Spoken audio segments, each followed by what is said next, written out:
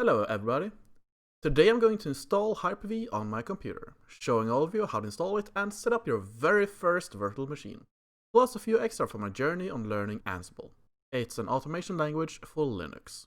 If I get enough requests for it, I will show all of you how to install a virtual machine in Linux. I hope you all will enjoy this short educational video on how to do this. The first step to install Hyper-V is to first open the control panel. This is easiest done by opening the start menu and searching for control. Like so. You will see control panel right here on top. You'll most likely see this view. To change it, press on category and choose large icons. Now press programs and features. On the left menu panel, you now see turn Windows features on or off. Press it. A list will now open and you should see the box Hyper-V being unticked. Mark it, press it, or whatever you say. And press OK to start the installation. Now I have uninstalled Hyper-V just to show this for you, so for me this is going to go pretty fast.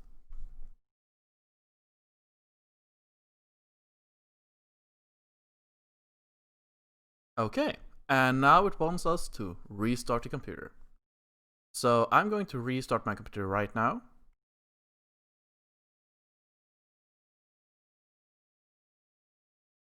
Okay, and I am back from the restart. After this restart, you should be able to search for Hyper-V, like so, and then open it. If you want to, you can also pin it to start by right-clicking and choose Pin to Start. Okay, well, here you should see your computer name, right here, on your left side. And on your right side, you will see a menu including a Quick Create option. We will not use that, instead we will do it the old-fashioned way by clicking New.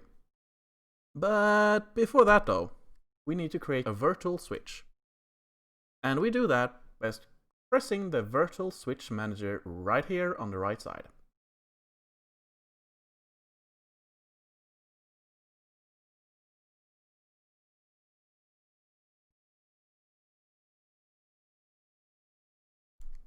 Here we go. Okay. So what we first need to do is create a new switch. You can choose what type of virtual switch you want to create by clicking External, Internal, or Private.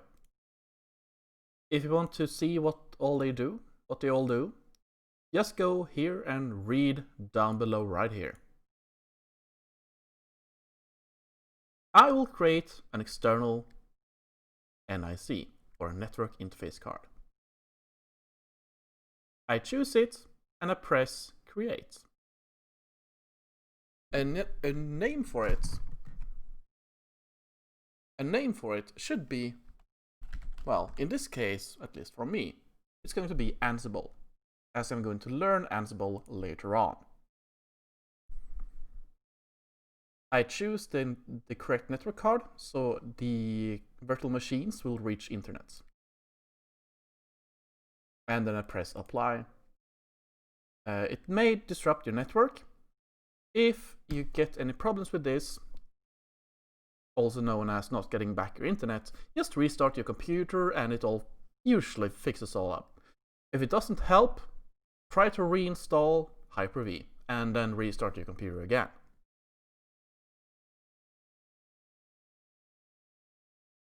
Press OK. And now we're going to create some new virtual machines. I'm going to click New and then choose Virtual Machine. Press Next. Choose a proper name for it. It doesn't really matter what you name it here. It's just what you're going to see in the Hyper-V Manager. That's not going to be anime. However, I could name it Anime Server if I wanted to. But I am going to name it Ansible Master.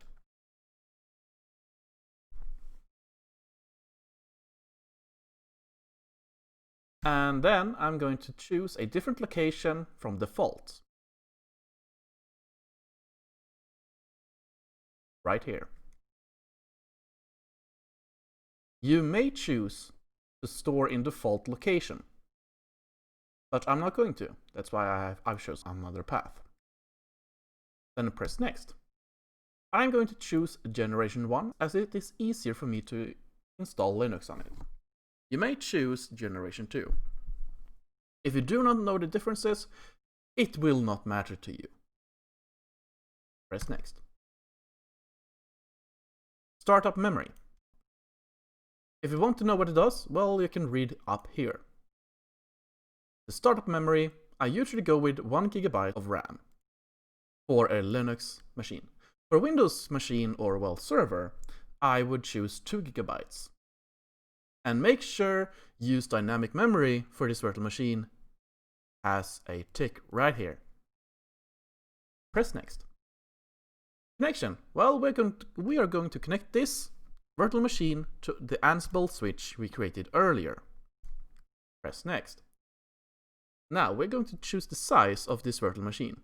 For me, for this time, 30 GB should be more than enough. Then press next. Here, you're going to choose how you want to install the operating system.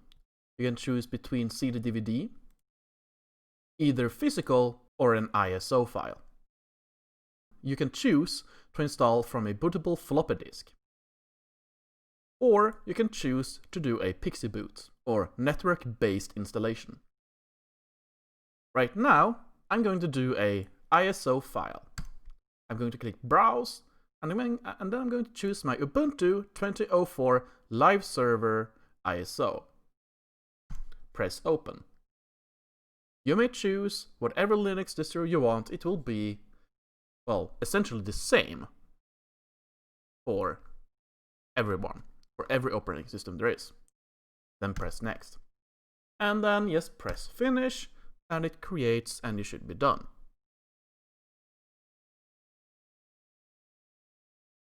Now, let's say if I've done something wrong during setup. Maybe I choose just 100 MB RAM while it starts up. Well, we can't really have that, can we? So, to change any settings here to the virtual machine, just go up, just do the double click here, and this window opens up. Then you choose File and Settings. Now this window opens up. Here you may change the settings you want. I'm going to change this to number of virtual processors up to 6. Press Apply, OK, and now I can start my virtual machine. To create more virtual machines, you can do the same step over and over until you've created as many virtual machines that you want to create. As you can see here, I'm running Windows 10 and I have a Ubuntu server 2004 installation ISO file running inside a virtual machine right now. I'm going to stop this virtual machine and I'm going to create a new one. Virtual machine. Next. Ansible slave 1.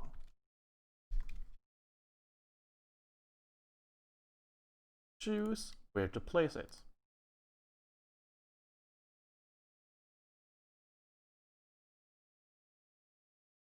As you can see here, I'm just going mostly with the default settings here, as they're good enough, at least for me. I'm going to choose 30 GB here as well.